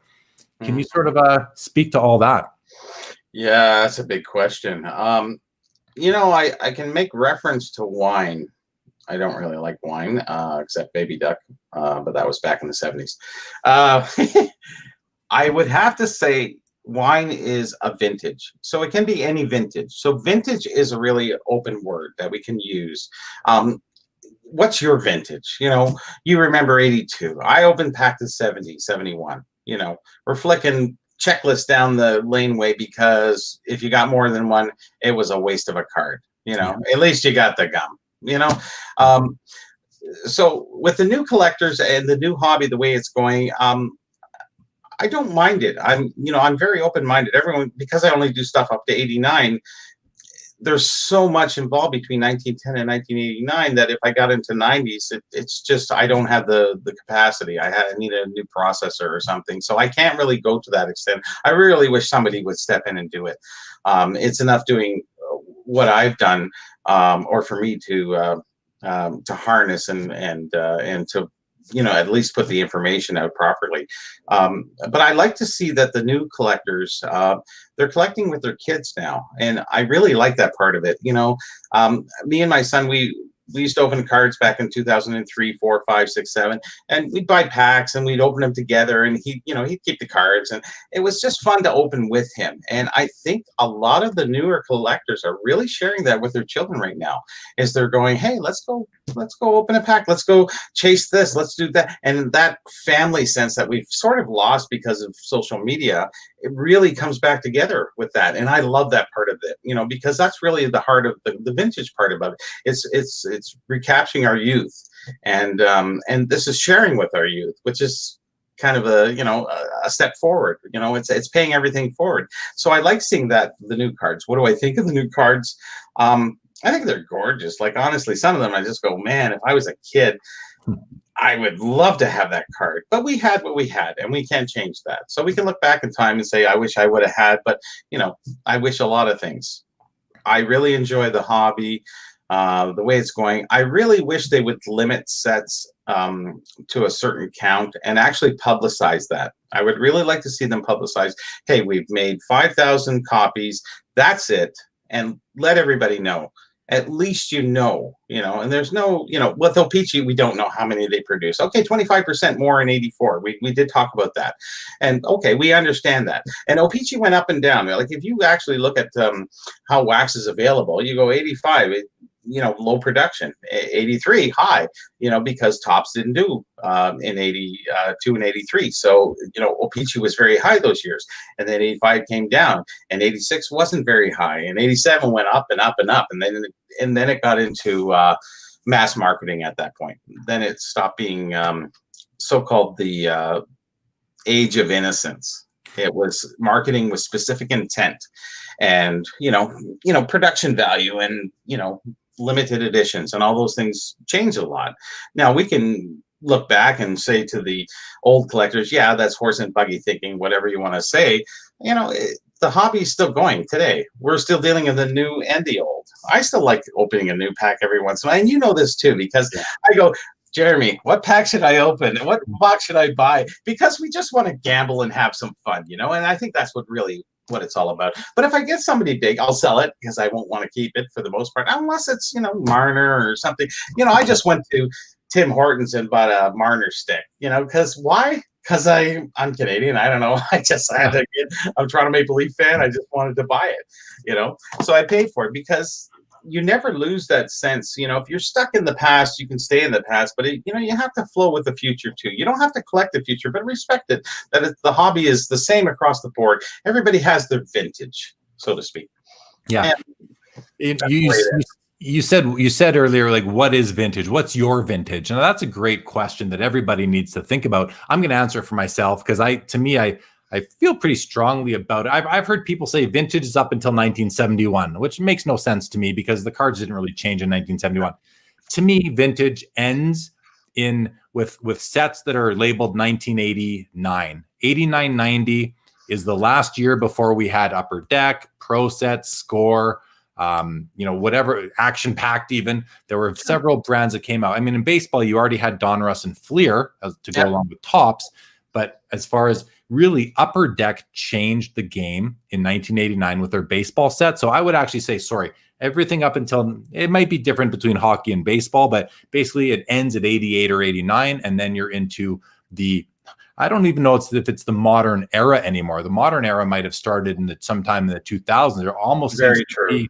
There seems to be this kind of mid-era called the 90s, which is the era of creativity and design and really thinking outside the box. So you got vintage up until 88, 89, and then you've got this mid era, and then you got the modern, when they really started to, up the game in terms of the intrinsic value that is within some of these cards, in terms of on-card autographs, memorabilia being embedded within them. Like, these took it to a new level. So that it's interesting comment. I want to step back a few minutes here, because there was a couple questions from the last topic. Dave's question here, and this is a good one. He says, any comments on the Bobby Orr rookie card that's out there graded a BVG 10? And I've seen this card in person. This card was at the Expo, 15 years ago. I think it was the BVG 10. It might have been a 9.5. So I may be getting that wrong. If I am, I apologize. But I remember it was being sold by a gentleman by the name of Jason Martin Sports Cards. And he was asking, I think it was like $20,000 for it at that time. And myself and another guy were thinking about trying to get the money together to buy it. My thoughts are that it's sheet cut. It's post-production sheet cut. It's not pack pulled, which is a whole other discussion. But But Bobby, what are your thoughts on kind of these? They're commonly called sheet cut cards. But let's be face it, all cards are sheet cut. It's were they pack pulled or not. So were they sheet cut by the manufacturer, or were they sheet cut by the secondary market? So what are your thoughts on the possibility that there would even be a gem mint Bobby Orr rookie that would have survived to today in that condition? And what are your thoughts on these cards that were cut post production? Well, I can simply leave it to the professionals, which are the grading companies.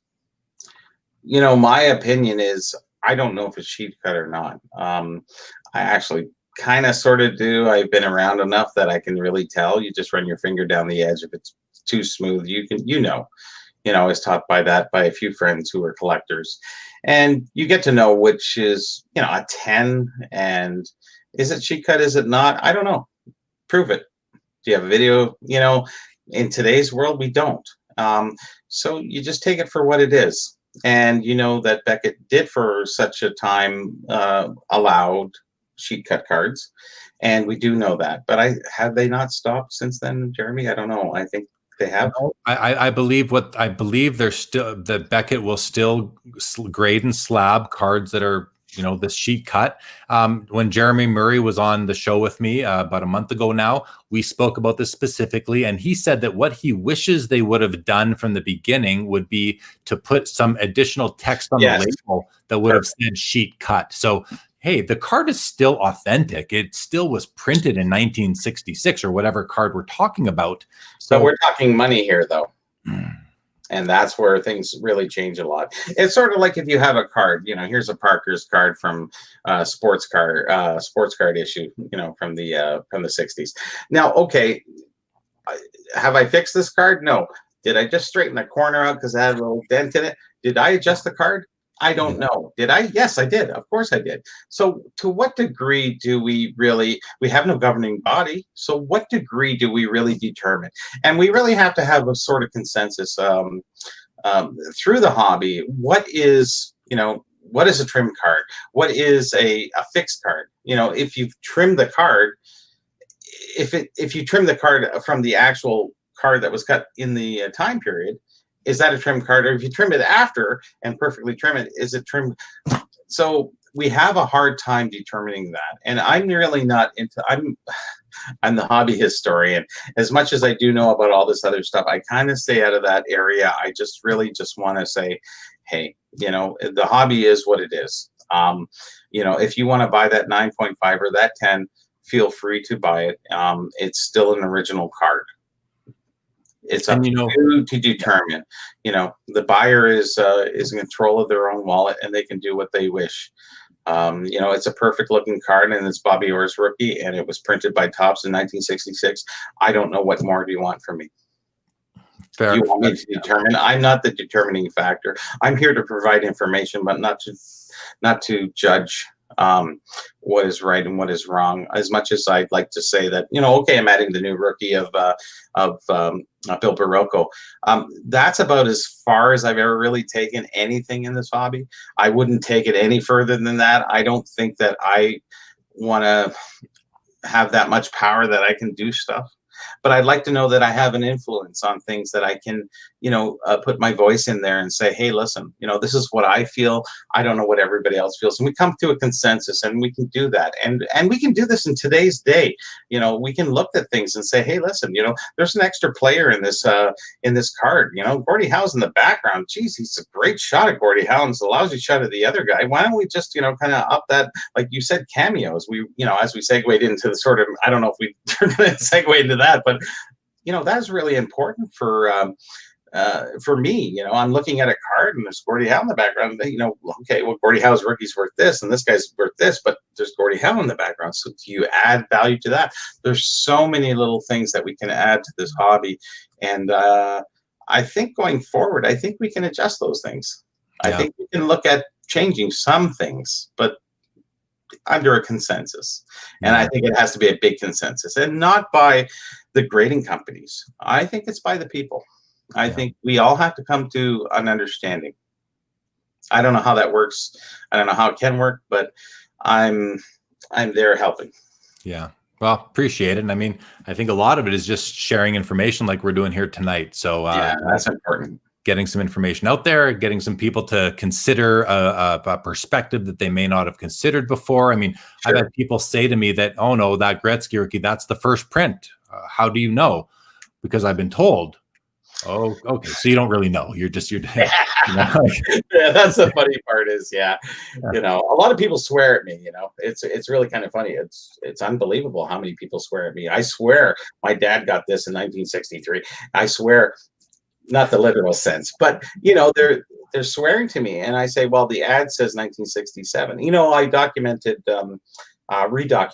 the El Producto. It's funny. If you look on eBay, it's still 62.3, but it's 67. You know, in the ad, it has that that Centennial maple leaf on it. Like, you can't get away from that. Plus, I found the ad in the '67 Reader's Digest. So, Right. and that's that old school again. We're coming into they'll still keep the same, but they'll put both in there now because they want to cover both bases, because people don't want to change. Change is hard, and I understand that. And we're all set in our ways and what have you. I remember growing up, and my mom said rainwater is pure, and I fought with my grade 9 science teacher that rainwater is pure. It wasn't. Okay, so I took the shit for it. Yeah. What am I going to do? All right. So we've touched on grading, and grading was something that I did want to ask you about your opinion on today, because again, you're more of a vintage guy, and now grading does obviously apply to vintage cards. So let me ask you this: do you have any graded cards in your personal collection? At this time, no. You have to understand, my collection is my inventory, and my inventory is my collection. It's been like that with graded cards, graded packs, for quite some time now. I've ventured off into, I think we change every 5 years or so. Maybe it's a little quicker now, but every 5 years you get into something new. First it was wax for me, and it was cards, then wax, comics wax, and all this other stuff along the way. And then I got wax, and then cards, and then you got into display boxes and wrappers, and you keep on getting to these different things, and they just and when you're researching it, you get an emotional attachment because you start realizing how rare they are, or the history behind them, the artwork. It's just beautiful, and you get a new appreciation for everything, and especially the merchandise. Some of the stuff they created back in the '60s and '70s is just phenomenal. Like, somebody went to that extent just to put a card out of a player on on something. I have here. I got lots of things here. Anyways, York peanut butter in the '60s. On the top of their lid, they said there's some cards below. So open your peanut butter jar and pry up the bottom lid, and there'll be a few cards in there for you, some octagon cards. And that was great. It was a great thing. Another way of getting cards. Yeah. And this is the way the hobby worked. It was just. Every company came in at a different angle. Sheriff coins, put them in their Jello. It was just the creativity of back then. Today, it's just not so much creativity, but they're aligning with, hey, we're with Weston Foods now. Hey, we're with Frameworth. Yeah. Back then it was free reign. It was really creative. And that's where my appreciation really comes into these companies that went out there and risked a lot, just putting a product out just for hockey collectors. It's kind of silly.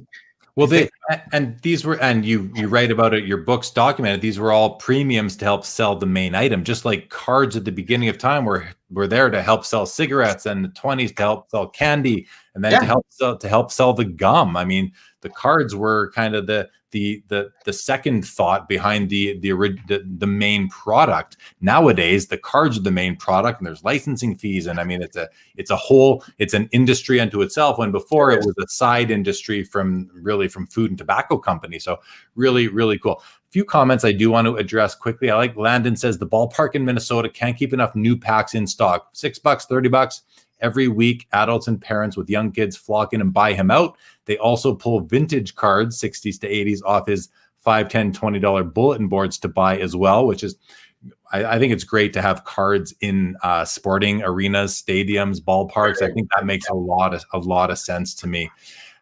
You mentioned Sheriff coins, and I don't know a lot about them, and I don't want to spend a lot of time on this, but Hockeytician wants to know, why are there so many short printed coins in the 1968 Sheriff set? Can you speak to that for a... Wow, yeah. I've been going over that for years. I don't think we ever really satisfied that. I truly believe, this is my belief, just from my experience, I think those were put in sort of weird flavors. So lime, Jello, or I don't know, tapioca, the things that the path less taken, so to speak. I think that's where they came from more than anything else. And I think that's why, but there's an extension to them. They went from 10 to 15, 16, they went on. and where they added in later, because you have to understand that's the expansion year. So where they kind of going, hey, we got some more players here. We better add some. So we really don't know. Really don't know. And 67, here's the 67 box. That's the expansion year. You know, that's amazing. Wow. Look at the artwork. Like, see, how can you not like something like that? It's amazing. Yeah. And all the names of the players, Bobby Orr, Gordie Howe, you know, just the artwork behind it is phenomenal. Oops. That's amazing. Bobby, you're going to have to sell that to me one day. Okay. Yeah. Okay. Let's just go on here with a few more comments. Paul, what I really miss about O-Pee-Chee was the airbrush jobs for traded players. I'm surprised Gretzky in the 88 O-Pee-Chee and Topps wasn't an airbrush with LA on the photo. I actually like they didn't do that and that they did two different cards, well, two different pictures in O-Pee-Chee and Topps. Like the only time you had a really different picture in there. Simon says my collection. Actually, there's quite a few different pictures over the years. There, okay. Between O-Pee-Chee and Topps, and a lot of people look at those because, like I said, Topps didn't do the trades. Where O-Pee-Chee January 1st, since 1950s, they've January 1st was their release issue. Actually, I talked to the gentleman who drove down in 1954. He worked at O-Pee-Chee. He drove down and picked up the 54 Topps off the train. It was a great conversation. Just, you know, and that was back in I don't think he's alive now today, but I mean, just a great, interesting story. I have so many stories. I'm sure. Simon, I think it's awesome that you plan to hand your collection over to your boys.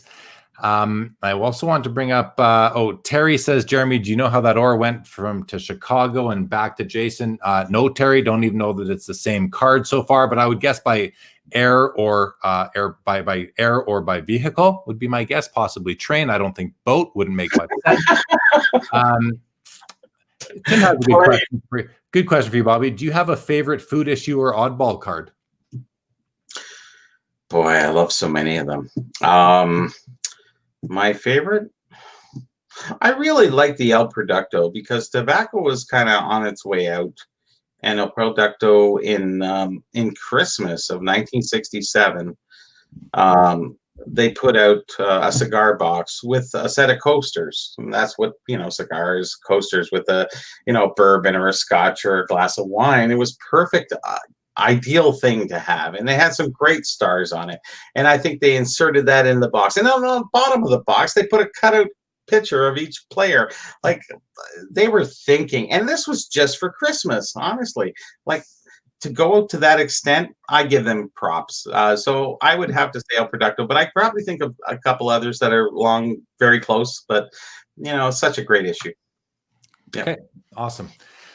So there's a term, I think there's a term that I've referred to myself in the hobby. I've used it when I've been talking to other collectors and people in the hobby. And I believe you're the one that first said it to me and it stuck with me. And the term is manufactured scarcity. So I think what you're referring to is, you know, cards that are worth a lot of money now that are vintage, let's say, are worth so much because no one knew at the time that they were going to become nostalgic in the future. You also said something to me last night that I thought was, do you remember the quote you said last night that I mentioned to you? I'm going to write this down because I think it's a great quote. I'll let you say it if you remember what it is. And I think there's no nostalgia in the present, I think. Was yes, that it? Yeah, that's it. You said there's no nostalgia in the present because I asked you last night, I said, Bobby, you know, all these cards and items are worth so much because everyone threw them out back in the day. That extra checklist that you just threw in the garbage because it was a waste of a card because you already had the checklist, you didn't need it. You threw it out. Now checklists can be sometimes worth more than any other card in the set, or, you know, in some cases they can be the second or third most valuable card in a set in high grade without checks on them. They became worth so much because we didn't respect them back then. Mothers threw them out. We played with them. We damaged them, et cetera, et cetera. That to me is called like natural scarcity or organic scarcity or whatever you want, true scarcity, something like that. And now we have what you refer to as manufactured scarcity, when the card companies basically say, hey, we're only making 10 copies of this card and we're going to put 1 of 10, 2 of 10, et cetera. Or they're 1 of 1s. You know, and up until recently, I believed that, you know, organic scarcity was more important and would carry more value into the future. But we've recently seen, and I mean very recently, like in the last couple months, where manufactured scarcity has overtaken in terms of value, with that Mike Trout Superfractor 1 of 1 from 2009 selling for $3.84 million, which beats the record of the Honus Wagner, which is your organic scarcity. Can you just sort of like give us your thoughts on that shift that really, I would say, just happened in terms of that record being broken by a modern day card that is manufactured to one copy? And I'm not saying manufactured scarcity is a bad thing, and I don't think you are either. But I do want to hear your thoughts on this topic. Yeah, that's a really tough topic to discuss. We have personal feelings about a lot of different things. And I think that this part of the hobby, where it's manufactured scarcity, they're doing this with specific intent, where the intent was not given before, where the intent is directly derived. But the intent isn't just of the company. I have to say it is of the collector. Or maybe even I can even extend that and say it's the investor. Are we away from the collector and into the investor at this point? Because to beat a Honus Wagner, or a Mantle rookie 10-9, beating those prices, boy, that's something. And that just tells you what's going on in the hobby today. That just means that there's a lot of clout in today's collectors and with the cards that they're making. That's an exorbitant amount of money, I understand, but I'm sure that there was an underbidder or two or three, and that's what determines everything. It wasn't just one person doing a buy it now; it was open auction, and to see it go like that, that just enforces that the hobby is alive and well today, as it is yesterday, yesteryear, what have you. Whether you're into vintage or new, we're all in the hobby. We're all sharing information. We're all having fun in this hobby. Who doesn't want to wake up to a treasure hunt every morning? Not me. That was my other favorite quote from our discussion last night that I wrote down. I got one more quote. Is my wife is my wife, but the hobby is my mistress. Yeah. And my wife has been so great with letting me do what I do, and the hobby has just been a great thing for me. It's made me meet a lot of friends. It's made me appreciate history. I got 60 in history in high school because I hated history. Who knew that you'd ever end up? I never planned it. It was osmosis. I wanted to fix that, and I fixed that, and then you keep fixing things, and all of a sudden you don't plan on being a historian. You just kind of end up being there eventually one day, and now I'm on your show talking as a historian, and I just love sharing information with people, and I think people are the key, and I'm just the hobby sponge that makes everything kind of come together through books and a soon to see website and app. Yeah. For sure. Simon says manufactured scarcity is in the modern hobby. What's that? Simon says. Simon says. We're all so sorry. Simon's very active on this show, and I say that quite often. And I've never really picked up on that before, Bobby. So he says manufactured scarcity is in the modern hobby. Example, Prism basketball, serially numbered parallels, but there are 40 different parallels, where vintage sets, there was one rookie card of a player. 100% bang on correct. Dave says, is that an O-Pee-Chee shirt? That's awesome. The one just behind you there, Bobby? As you well know, it's a towel. Large, actually extra large. I think it's called a beach towel. It's very, very large. And that's an original. I actually have a jersey from the O-Pee-Chee hockey team. They started in 1979 and they finished in 1979. They're a bunch of drunkards getting together, having my friend actually designed. He worked at O-Pee-Chee, and his mother did for many, many years. He designed the logo. I have the original artwork and everything. He designed that, and they said they just played other. It was like a a factory league, kind of whatever. They just all kind of came together, and they said they were horrible. Lasted 1 year, and they were out. So at least I have one jersey from that, and the bat towel, I guess, which they cried on afterwards. So. Well, more items on my want list, Bobby. So we'll have to. Yes. Well, when you just let me know when you're ready, my man. Just let me know when you're ready. Sure enough. We have some wows. Name says wow. Now that's something I didn't expect to see. Cool. Me too. Didn't know that existed. My jaw dropped when you just showed that. I think that's really cool. Hockey Titian says, will the Vintage Hockey Collector Forum ever be back online? Now, is he referring to the one that Jim Francis was running, that he's now kind of moved over to Facebook in a Facebook group? And I don't think he will be reviving the forum. At least last time I asked him, he said he would not be reviving the forum and he would just move to Facebook. So I think there's your answer. Yeah. Dave says, how is Michael Jackson's face not on that jersey? Well, that was 1979. That might be how, right? Dave, maybe a little bit early for MJ. And MJ as if it's Michael Jordan. For Michael Jackson. Yes, that one. Okay, good. So yeah, you heard my answer to that. As far as I know that. Paul says Thriller came out later. Yes, it did. But boy, would that be, yeah, now we know what their logo would be. That's for sure. We have a question here from Dusty. Dusty, welcome. Says, speaking of graded packs, I remember how the 1979 Topps hockey was being resealed and sold on eBay. Never buy opened or graded 79 Topps hockey packs. Well, what about those that are slabbed by PSA? And any pack that's slabbed by PSA has been looked at by Steve Hart of Baseball Card Exchange. Steve Hart of Baseball Card Exchange is the hobby's expert on untampered, unopened packs. And anything that's been slabbed, he has looked at, and he's not affiliated with PSA except for the fact that they go to him because he's the expert. And at least that was the case last time I spoke to anybody. Yeah, there's a lot of experts out there, and I wrote a book on hockey wax, and I wrote on what to look for, and I really know my wax, and I know the guys at my booth. We knew wax better than most, I would say. Steve does know his wax very well, and we all learn along the way. The 79, see, there's a thing with between O-Pee-Chee and Topps. O-Pee-Chee had less wax opposed to Topps having more wax. It was hard to see the roller seals on not just 79 other packs that Topps put out, because the thicker wax, the roller seal that went across, it was a heated roller seal, so it would seal the wax.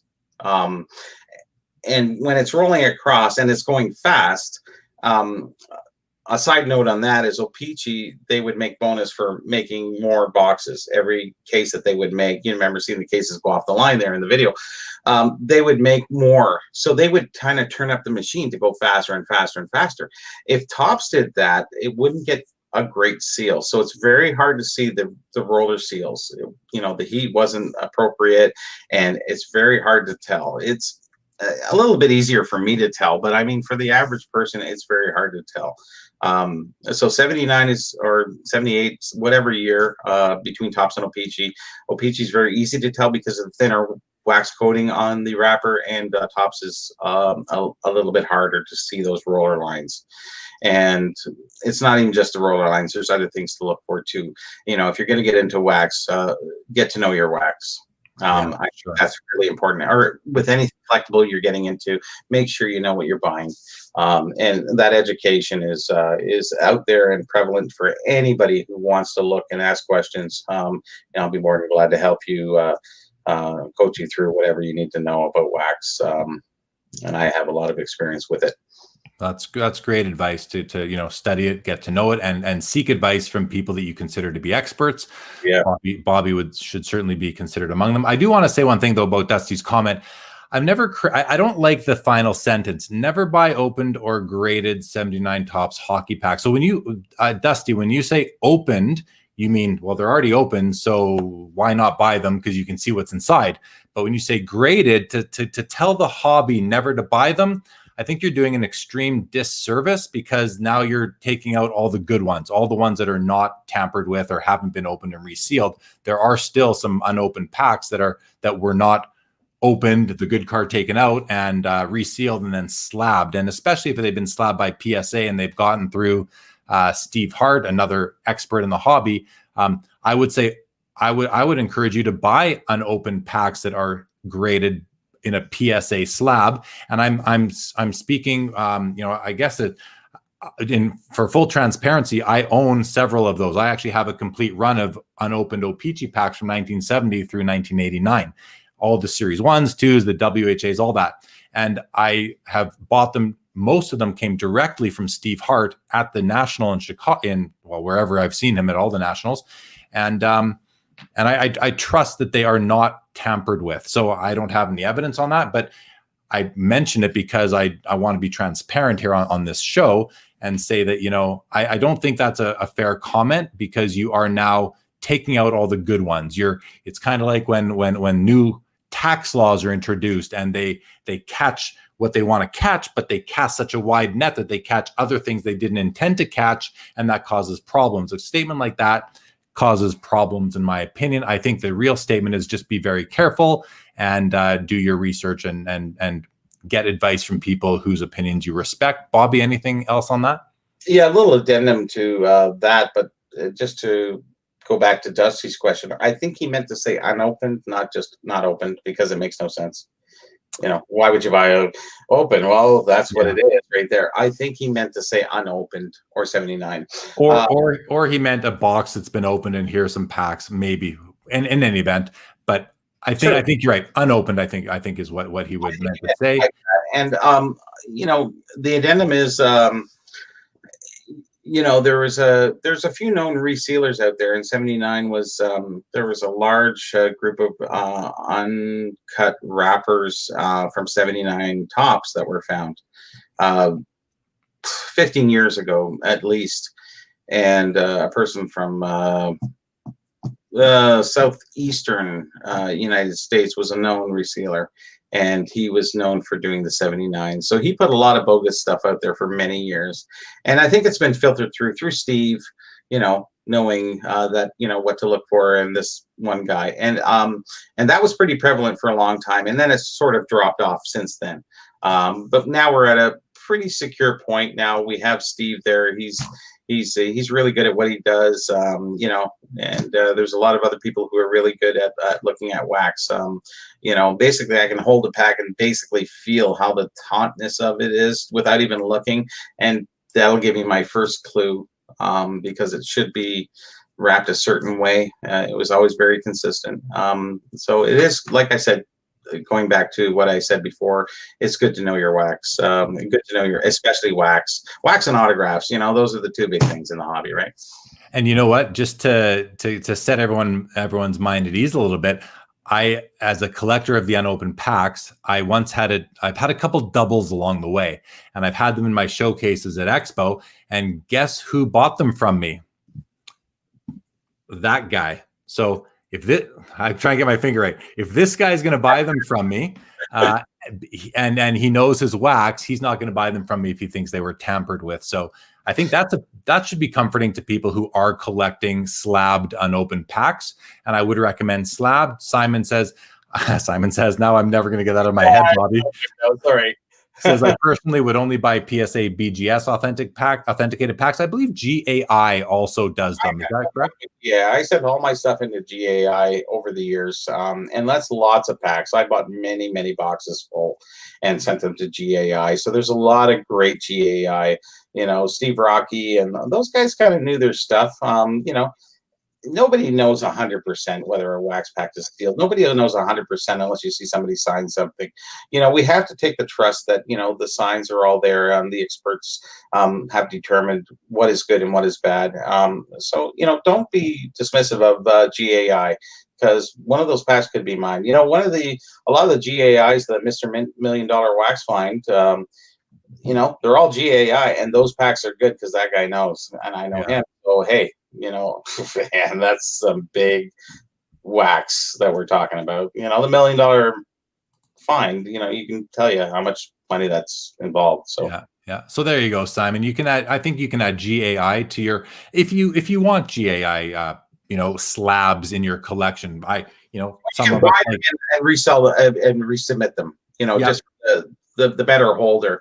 Although I don't think it's a better holder personally. I'm just going to be, hey. this is a talk show, and I'm going to be honest. I think the holders damage them more than, because the gum's sliding around. They have to secure them. I always said put them in a team bag, tighten it up really tight, and put them in there. I said that to GAI before, and I said that to PSA before they did it, and they never did it. And you have to seal that pack so that gum doesn't make around. Because you ever see a PSA 9 with 18 gum holes down the side? There you go. Enough said. There. You know what? I actually had a friend over earlier today, and I showed him some of my unopened packs, and he said, "Hey, can I turn it over?" And it's slabbed in the PSA holder. I said, "You can, but do it slowly because I know that gum is loose in there." So yes. I'm glad you mentioned that. It kind of just confirms what I was saying. Al is a buddy of mine and a regular viewer. He has a question about a CFL product, and we're running out of Bobby. We're going to wrap this up in 5 minutes, so I'm going to put this one on the screen and ask you to address it as quickly as you can. Do you think something like the 1963 Post Serials Canadian Professional Football album could work in today's marketplace, especially for young collectors? Too basic after all the color parallels and cards. Thoughts on that? Yeah, CFL is not my strong suit, but it is a Canadian issue. Could it work in today's market? I don't know exactly what you're saying, but I don't know if it really could. I think they're basically doing that today. Is they're doing parallels because there's versions and variations of short prints and all those things. So they're all there today as they were in yesteryear. So I think, would it work in today's market? I think it is working in today's market. I think it's even working to beyond the point that we even know that it's working. Well, the CF Upper Deck does the CFL product, and it actually does pretty well from what I've been told by Upper Deck. But I think that's probably enough for the CFL collector hobby, and that's a big assumption. I admit it. I guess I'm speaking a bit biased because I personally have zero interest in it. I don't even watch CFL. I wouldn't really care if it disappeared. No offense to CFL or the players, it just doesn't interest me as a sports fan. And I've never. I shouldn't say never. You know what? I mean, people come up to me at card shows in Canada, and they say, "Do you have any CFL?" And I say, "Oh, are you looking for the new stuff or the old stuff?" And they want the old stuff for the most part. But I do know I do know some collectors who love the modern CFL cards that Upper Deck puts out, and I think that's awesome. I just don't know that kids are really going to get into it unless you are in those. How many cities have CFL teams nowadays? There are only 8 teams in the league, so I don't see it really being something that is going to be worth it for any big company to do other than Upper Deck with what they're doing. No, in the future. But I mean, for history, just a quick mention on that. It's funny. You're not interested in something until you come across it or get it in a massive deal or something, and you go, "Hey, I got these 63 CFL packs." And now you're into CFL. How did that happen? Yeah. Because you have a vested interest in it, and sure. And you get emotional about that stuff. And honestly, the Post cereal was on the cereal boxes and on the back panels and on the front panels and stuff like that. So yeah, cool. Simon says, "I like GAI. No disrespect, just meant I only buy authenticated packs of the reputable graders." Fair comment, Simon, and didn't take it as a disrespect thing at all. Just was adding some information that I'm aware of GAI, and I know that because I've seen them at Bobby's booth over the years. Okay, Bobby, we're gonna start to wrap this up. Wrapping up can take a couple minutes for me, so we're gonna start to wrap this up. First, before we do, Carlos says, "Gasp! Careful if you go near Saskatchewan with that CFL indifference talk. They get protective." I know they do, and I love bugging my high school buddies that are from Saskatchewan that still love their Rough Riders. Paul says, "Are there any grails left for Bobby?" So try and do this quick, Bobby. We got about 2 minutes.